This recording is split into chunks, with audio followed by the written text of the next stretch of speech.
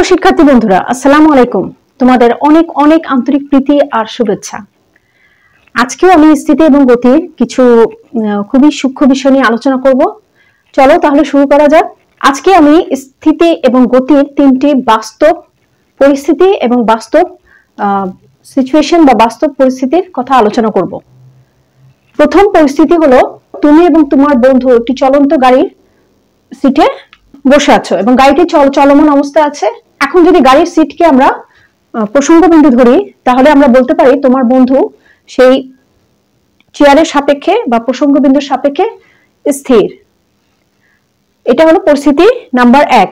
এখানে একটা কথা খুবই গুরুত্বপূর্ণ, সেটা হলো প্রসঙ্গবিন্দু থেকে বস্তুর যে দূরত্ব, সেটা যদি প্রসঙ্গবিন্দু থেকে বস্তুর দূরত্ব পরিবর্তন হয় তাহলে বস্তুটি চলমান অবস্থা আছে, আর যদি প্রসঙ্গবিন্দু থেকে বস্তুর দূরত্ব পরিবর্তন না হয় তাহলে বস্তুটি স্থির।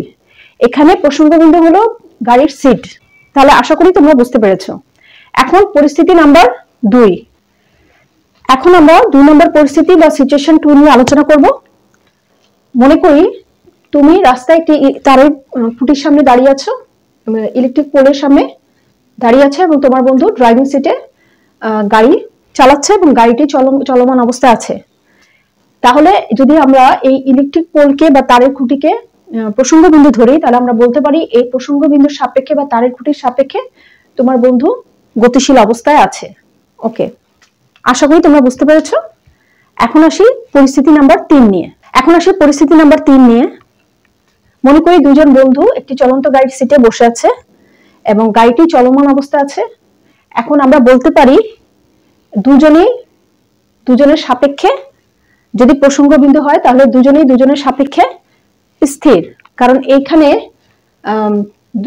প্রসঙ্গবিন্দু এবং বস্তু দুজনের সাপেক্ষে দুজন, এক্ষেত্রে এই দূরত্বটা প্রসঙ্গবিন্দু এবং বস্তুর দূরত্বের কোনো পরিবর্তন হচ্ছে না, তাহলে দুজনের সাপেক্ষে স্থির। আশা করি তোমরা বুঝতে পেরেছো। আজকে এই 3টা পরিস্থিতি নিয়ে আলোচনা করলাম। আর আমার একটা প্রশ্ন আছে, তুমি এবং তোমার বন্ধু একটি চলন্ত ট্রেনে বসে আছো, ট্রেনটি চলমান অবস্থা আছে এবং তোমরা দুজনে চা খাচ্ছ। এখন আমার প্রশ্ন হচ্ছে, তোমরা দুজনে কি দুজনের সাপেক্ষে স্থির? উত্তরটা অবশ্যই কমেন্ট সেকশনে 1 লাইনে ছোট ভাবে জানিয়ে দিও। এখন একটা প্রশ্ন আছে যেটা খুবই গুরুত্বপূর্ণ, সেটা হলো সত্যিকারের স্থির প্রসঙ্গবিন্দু কি আছে?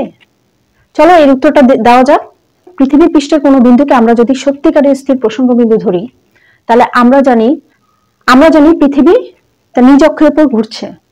তাহলে পৃথিবীর পৃষ্ঠের যে কোনো বস্তুই অবশ্যই সেটা স্থির হবে না, সেটাও ঘুরবে। তাহলে আমাদের এই ধারণাটা আমাদের ঠিক না। এরপরে আমরা যদি পৃথিবীর কেন্দ্রকে সত্যিকারের স্থির প্রসঙ্গবিন্দু ধরি, তাহলে পৃথিবী সূর্যের চারিদিকে ঘুরছে, তাহলে সেই ধারণাটা আমাদের ঠিক হবে না।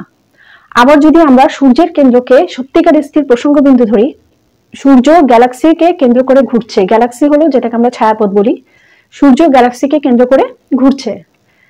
আর তাহলে আমরা সূর্যের কেন্দ্রকেও সত্যিকারের স্থির প্রসঙ্গবিন্দু হব না। তাহলে বিশ্ব ব্রহ্মাণ্ড নিয়ে কথা নাই বললাম।